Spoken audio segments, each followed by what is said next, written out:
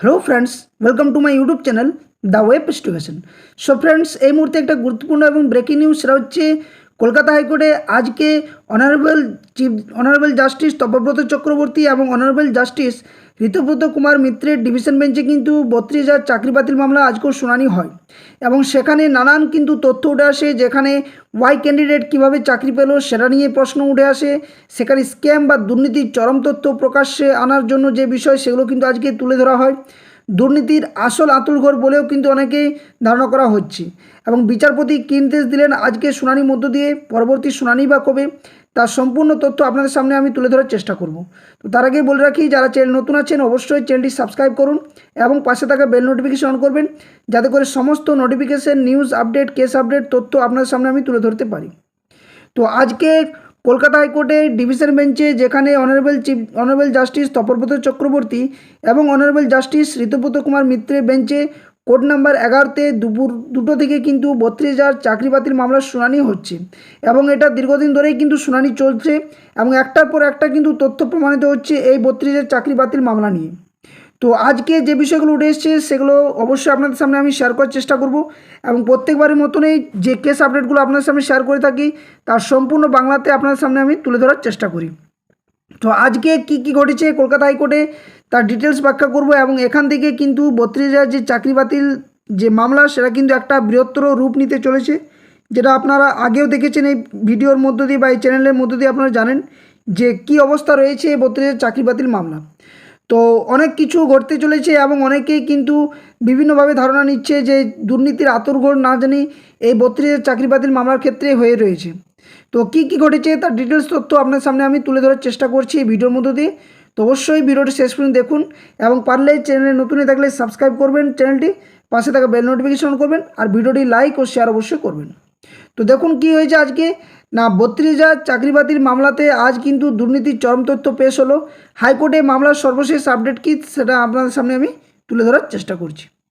তো 32,000 কেস মামলাতে কলকাতা হাইকোর্টে 32,000 অপ্রশিক্ষিত প্রাথমিক শিক্ষকের চাকরি বাতিলের মামলা এক নতুন মোড় নিয়েছে।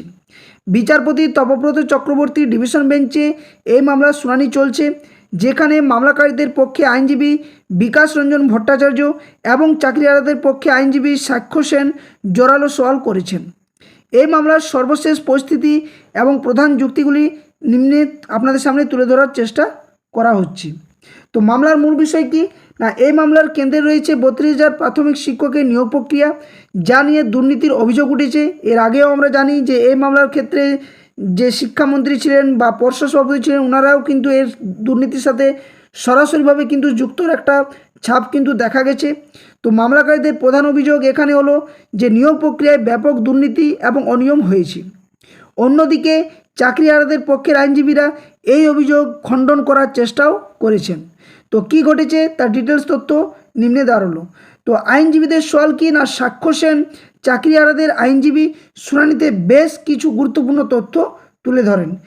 প্রথমত তিনি বলেন যে 32,000 শিক্ষকের নিয়োগ প্যানেল এবং 269 জনের অবৈধ নিয়োগের বিষয়টি সম্পূর্ণ আলাদা এখানে কিন্তু বলা হয়েছে। 32,000 জনের নিয়োগ প্রক্রিয়া শেষ হওয়ার পর 2017 সালের নভেম্বর মাসে 269 জনকে কিন্তু অবৈধভাবে নিয়োগ করা হয়েছিল। অর্থাৎ এই যে 32,000 এবং এই যে 269 জন, দুটো কিন্তু আলাদা বিষয় কিন্তু বলতে চেয়েছেন আইনজীবী সাক্ষ্য সেন। তো এক্ষেত্রে কি আর বিষয় তিনি উপস্থাপন করেন, এক্ষেত্রে তিনি আরও বলেন যে 2016 সালের যে 26শে সেপ্টেম্বর 42,949টি পদের জন্য জেলাভিত্তিক নিয়োগ প্রক্রিয়া শুরু হয়েছিল। অপ্রশিক্ষিত প্রার্থীদের নিয়োগের শর্ত ছিল যে ডিএলএড যোগ্য প্রার্থী না থাকলে তবেই তাদের নিয়োগ করা হবে এবং 2 বছরের মধ্যে তাদের প্রশিক্ষণ সম্পূর্ণ করতে হবে। অর্থাৎ এখানে প্রশিক্ষণহীনভাবেও কিন্তু নিয়োগ করার বিষয়টিও কিন্তু উঠে আসে। নেক্সট তারপরে কী বলেছেন তিনি, আইনজীবী সাক্ষ্য সেন আরও বলেন যে মামলাকারীরা 2014 সালের প্রাথমিক টেট পরীক্ষায় দুর্নীতি, কেলেঙ্কারি এবং অনিয়মের অভিযোগ করেছেন। কিন্তু 36,000 শিক্ষকের নিয়োগের সঙ্গে এই দুর্নীতির কোনো সরাসরি যোগসূত্র নেই। অর্থাৎ একটা আলাদা মোড় কিন্তু নিয়ে চলেছে এই 32,000 চাকরি বাতিল মামলাতে, যেখানে সাক্ষ্য সেন আইনজীবী যিনি রয়েছেন তিনি বলছেন চাকরিহারাদের পক্ষ থেকে যে এই যে 36,000 শিক্ষকের নিয়োগের সঙ্গে যে নতুন যে দুর্নীতি বা এই যে মামলা চলছে সেটার সাথে কোনো কিন্তু সম্পর্ক নেই। এটা কিন্তু সমস্ত বিষয়টাই কিন্তু আলাদা বিষয় তিনি বলতে চেয়েছেন আজকে ডিভিশন বেঞ্চের কাছে। শুনানিতে ওয়াই প্রার্থী এবং অ্যাপটিটিউড টেস্ট নিয়েও কিন্তু আলোচনা হয়। সাক্ষ্য সেন স্পষ্ট করে বলেন যে ওয়াই প্রার্থী বিষয়টি রোহন সিংয়ের আবেদনের সঙ্গে সম্পর্কিত একটি প্রযুক্তিগত ত্রুটি ছিল। এছাড়াও মামলাকারীরা অভিযোগ করেছেন যে কোনো অ্যাপটিটিউড টেস্ট নেওয়া হয়নি, যা নিয়েও কিন্তু আদালতে সওয়াল জবাব চলে আজকের শুনানির মধ্য দিয়ে।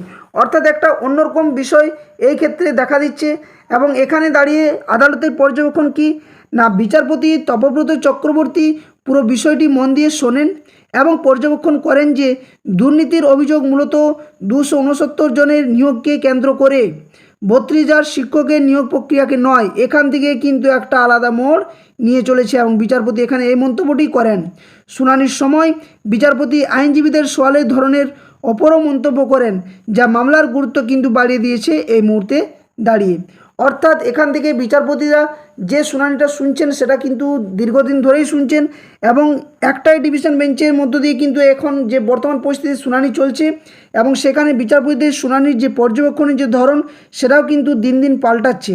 অর্থাৎ নানান মতামত দিচ্ছেন চাকরিহারাদের পক্ষ থেকে আইনজীবী, চাকরিরতদের পক্ষ থেকে আইনজীবী বা যারা প্যানেলের লিস্টে নাম নেই অর্থাৎ অপেক্ষারত তাদের, এই বিভিন্ন দিকে যে আইনজীবীরা তারা কিন্তু নিজেদের মন্তব্য যখন পেশ করছেন তখনই কিন্তু বিচারপতিদের মধ্যে নানান প্রশ্ন উঠছে এবং নানান প্রশ্ন জাগছে এবং সেখান থেকে একদিকে যেমন দুর্নীতির ছাপ ধরা পড়ছে, অপরদিকে তেমনি প্যানেল বাঁচানোরও কিন্তু একটা পরিস্থিতি সৃষ্টি হয়ে গেছে এই মুহূর্তে দাঁড়িয়ে। তো পরবর্তী শুনানি এক্ষেত্রে কিন্তু একটা দিন ধার্য করা হয়েছে। তো কবে পরবর্তী শুনানি এরপর হচ্ছে না, এই মামলার পরবর্তী শুনানি আগামী 11 আগস্ট 2025 কিন্তু ধার্য করা হয়েছে। ওই দিন হয়তো এই মামলার ভবিষ্যৎ নির্ধারণ হবে বলেও মনে করা হচ্ছে এবং 32,000 শিক্ষকের ভাগ্য নির্ধারণ হতে পারে। তো এই ছিল আজকের মামলার মূল আপডেট, যেখানে বিচারপতি তপব্রত চক্রবর্তী এবং বিচারপতি ঋতব্রত কুমার মিত্র বেঞ্চে কিন্তু এই মামলার শুনানি হয় এবং পরবর্তী শুনানি কিন্তু 11 আগস্ট ঠিক একই টাইমে দুপুর 2টো থেকে কিন্তু এই মামলার শুনানি হতে চলেছে এবং সেখানে আরও কিন্তু সওয়াল জবাব চাকরিহারাদের পক্ষ থেকে থাকছে বা অপেক্ষারত চাকরিজীবীদের পক্ষ থেকেও কিন্তু এই শুনানি হবে। তো দেখা যাক পরবর্তী আপডেট কী আসছে। কিন্তু এই মুহূর্তে দাঁড়িয়ে একটাই বিষয় যে আদৌ 32,000 শিক্ষক চাকরি বাতিল মামলা পুরো প্যানেল বাতিল হবে নাকি 269 জন যারা অযোগ্যভাবে চাকরি পেয়েছেন তাদের হয়ে যে বিষয়গুলো উঠে আসছে তাদের বাতিল হবে। তো এটা নিয়ে কিন্তু একটা টানাপোড়েনের বিষয় হয়ে দাঁড়িয়েছে। তো দেখা যাক পরবর্তী আপডেট কী আসছে। তো অবশ্যই এতক্ষণ পর্যন্ত আপনাদের সামনে যে বিষয়গুলো তুলে ধরার চেষ্টা করলাম আশা করছি সকলের ভালো লেগেছে এবং পরবর্তী আপডেট পাওয়ার জন্য বা যে কোনো কেস নিউজ আপডেট পাওয়ার জন্য অবশ্যই চ্যানেলটি সাবস্ক্রাইব করবেন এবং পাশে থাকা বেল নোটিফিকেশন অন করবেন, যাতে সমস্ত তথ্য আপডেট আপনাদের সামনে আমি শেয়ার করতে পারি। আর চ্যানেলে নতুন থাকার সাথে সাথে অবশ্যই বলবো ভিডিওটি লাইক ও বাকিদের সাথে শেয়ার করে অবশ্যই উপকৃত করবেন। ধন্যবাদ, জয় হিন্দ, সকলে সুস্থ থাকুন, ভালো থাকুন। পরবর্তী আপডেট অবশ্যই আপনার সামনে তুলে ধরার চেষ্টা করব।